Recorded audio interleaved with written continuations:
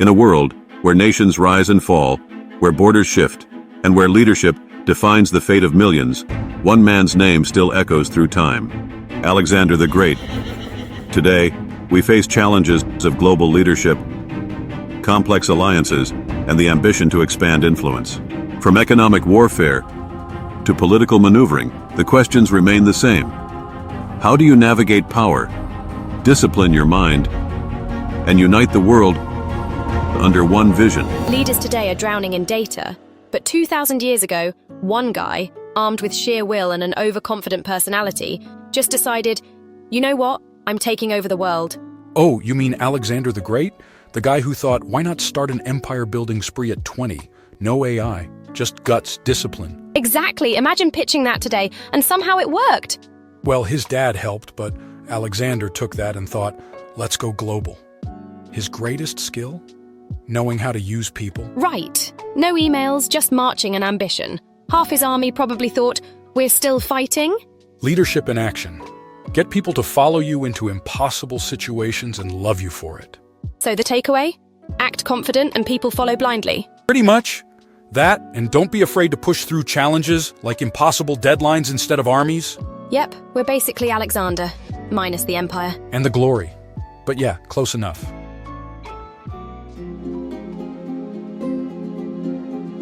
Born in 356 BC, Alexander grew up under the shadow of a powerful father, King Philip II of Macedon. But it was his education under the philosopher Aristotle that truly shaped him. From philosophy, Alexander learned the importance of knowledge, ethics, and strategy, qualities he would carry into battle and diplomacy. So, Alexander wasn't just about conquering the world, he wanted to unify it. Bold move for a guy whose diplomacy was showing up with an army. Yeah, classic I'm here for peace after I destroy your city approach. But credit where it's due.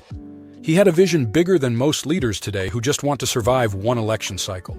Exactly. Today's leaders are chasing quick wins, while Alexander's like, what if I conquer everything and create a big happy empire? Because nothing says unity like forcing cultures together, right? But he wasn't just talking about it. He actually did it. Sort of, until it all fell apart after he died. Oh, totally. Philosophical leadership, they say, right? Unify everyone, and if I die, just dismantle everything. But seriously, he thought long-term. Meanwhile, we can't even agree on lunch. Exactly. Alexander was out here trying to unite the world, and now we're struggling to survive a press conference. There's a lesson there. Yeah, maybe the lesson is to think like Alexander. Just skip the conquering part. Yeah, leave the conquering in the history books. But that big picture thinking, we could use some of that. One of the greatest examples of Alexander's genius was the Battle of Gaugamela in 331 BC. Vastly outnumbered by the Persian king Darius III, Alexander used clever tactics and disciplined maneuvers to destroy an army much larger than his own. It wasn't brute force that won the day, it was intellect, adaptability, and precise execution. So you're running a startup with no cash, no resources, and barely a team. No big deal. Just outmaneuver your competitors with strategy. Easy, right? Oh, totally. Your competitors with endless budgets and teams? No problem. Just think your way to success like I've read The Art of War once. I've got this. Exactly. Running a startup out of a garage?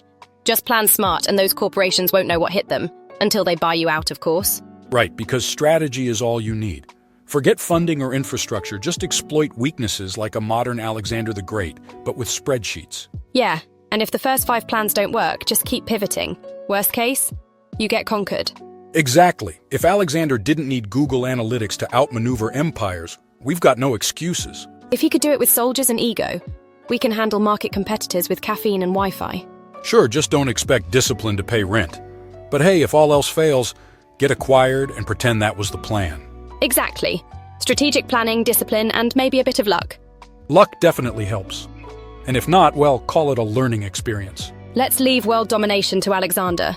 We'll focus on surviving the quarter.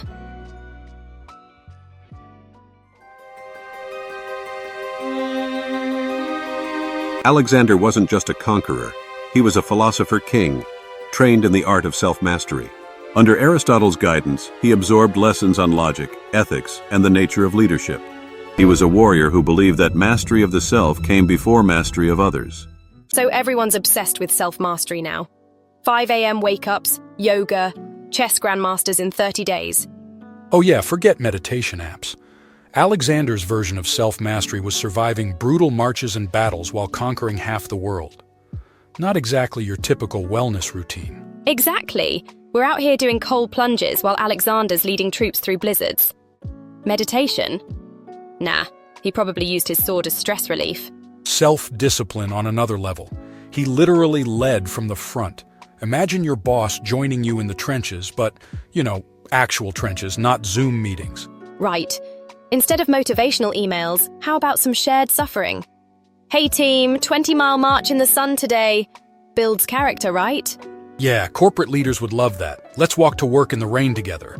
Builds morale for sure. Exactly. But seriously, Alexander stayed focused on one thing: world domination. In today's world of TikToks, that kind of focus is rare. Exactly. Discipline and leading from the front. Ancient hacks we've forgotten. Just replace swords with PowerPoint. So, the lesson. If you want to lead, stay focused, endure the hardships, but maybe skip invading half the world. Yeah, world domination might be a bit much, but the discipline? We could all use some of that without the death marches. Right. Let's channel our inner Alexander, minus the sword, and handle our daily battles with more focus. Who's in?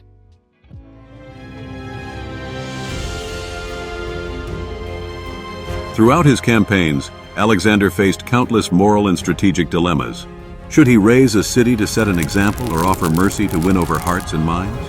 His decision to burn the Persian capital of Persepolis was one of the most controversial. Yet he also showed compassion, such as when he spared the family of Darius after the Battle of Issus. Leadership's all about tough choices, right? Like coffee or matcha. Meanwhile, Alexander's deciding, do I burn this city or win them over with a smile? No pressure. Yeah, while we stress over lunch, Alexander's facing. Do I raise Persepolis or show mercy and hope they don't stab me later? Who hasn't had days like that? Right? Burning the Persian capital?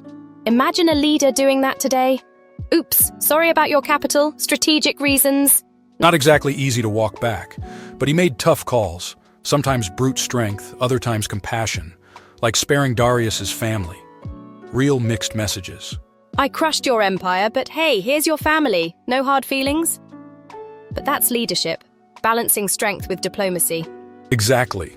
Leaders today could take notes, minus the arson, know the consequences, but pull the trigger when necessary. Yeah, like deciding to yell at your team or buy them coffee, just maybe don't burn down the office. HR wouldn't love that, but the point stands. You've got to make tough decisions and live with them. Exactly. And if things go south, there's always another project to pivot to. Same difference.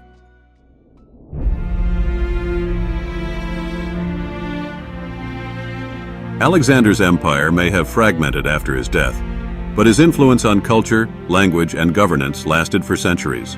His vision of a united world, blending Greek, Persian, Egyptian, and Indian cultures, was far ahead of its time. Alexander the Great, conqueror of worlds and the original unity through diversity guy. Who knew smashing cities would turn into such a wholesome lesson? Yeah, nothing says unity like marching an army across continents, but give him credit. He was blending cultures, uniting Greeks, Persians, Egyptians, and Indians into one big empire. Right. Cultural fusion, ancient style. It started with swords, but he was building the first cultural buffet. Greek philosophy, Persian governance, and some Egyptian-Indian spice. Exactly.